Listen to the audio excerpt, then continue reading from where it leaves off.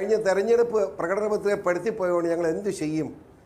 എന്നാൽ 16-ലെ തെരഞ്ഞെടുപ്പ് പ്രകടനപത്രിക പറഞ്ഞ കാര്യങ്ങളെല്ലാം ചെയ്തോ? ഒരു റീ എൻട്രിക്ക് ശ്രമിക്കുമ്പോൾ ആരംഭത്തിൽ അപമാനം.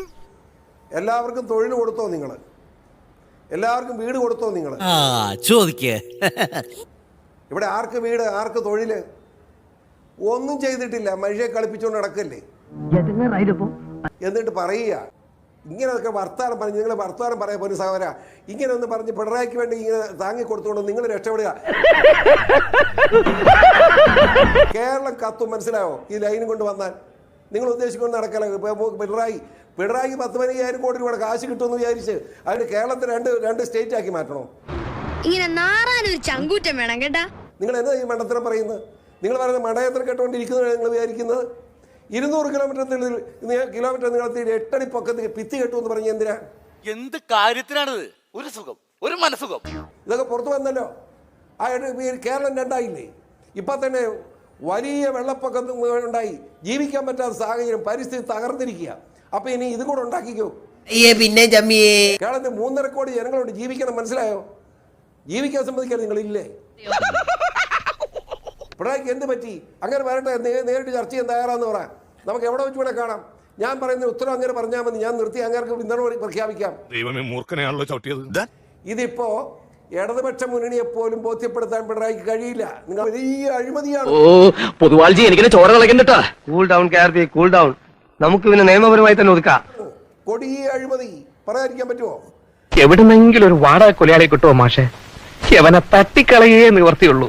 ജപ്പാനിൽ പോയി കണ്ടപ്പോൾ അവിടുന്ന് ആക്രി സാധനമാണ് ഇത്. നമ്മുടെ ആക്രി സാധനം നമ്മുടെ പറമ്പിൽ കിടക്കില്ല, അത് കച്ചവടക്കാരൻ വന്ന് എടുത്തുകൊണ്ട് പോലെ എന്ന് പറഞ്ഞാൽ അവിടെ നിർത്തികൾ ചെയ്തു പോയി. 200 കിലോമീറ്റർ, അവിടെ 400 കിലോമീറ്റർ ട്രെയിനായി. ആ ട്രെയിൻ കൊണ്ടുവന്ന് ഇവിടെ കൊണ്ട് ചാടിക്കുന്നു പറഞ്ഞാൽ എന്താ അർത്ഥമുണ്ടെന്ന് ആലോചിച്ച് ഈ പിണറായി പറയുന്നത് 4 മണിക്കൂർ കൊണ്ട് കാസർഗോഡിലാണ്. ആരുടെ അമ്മയ്ക്ക് വായുകൾ മേടിക്കാൻ പോകുന്നതാ? 4 മണിക്കൂർ കൊണ്ട് കാസർഗോഡ് തിരുവനന്തപുരം വരെ എല്ലാ ദിവസവും മനുഷ്യൻ യാത്ര ചെയ്യുന്നുണ്ടോ?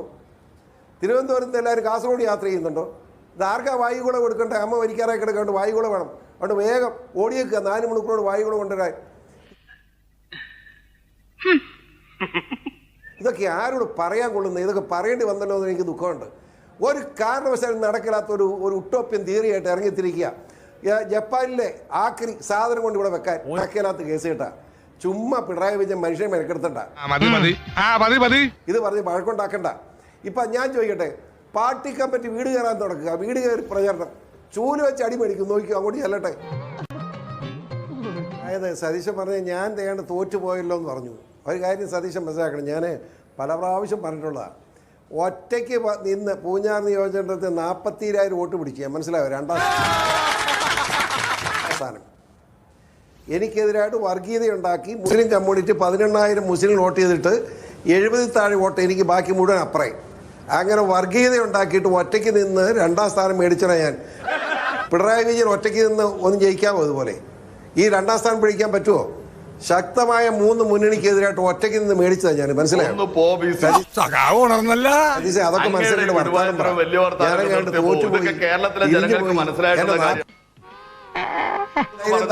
അങ്ങ് കുറെ നാളുകളായി കേരളീയ സമൂഹത്തിനകത്ത് പറഞ്ഞുകൊണ്ടിരിക്കുന്ന കാര്യങ്ങളല്ല.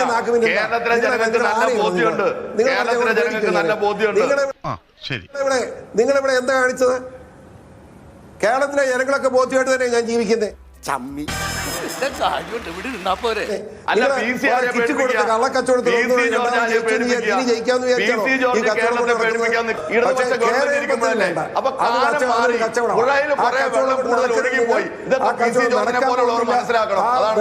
വാങ്ങി വെച്ചേക്കുക. ആ വെള്ളം വെറുതെ തിളയ്ക്കുന്ന പ്രശ്നമില്ല എന്ന് അടിവരയിട്ട് പറയാൻ ഞാൻ ആഗ്രഹിക്കുകയാണ്. എല്ലാവർക്കും സന്തോഷമായല്ലോ. എനിക്ക് സന്തോഷമായി. എല്ലാവർക്കും പിരിഞ്ഞു.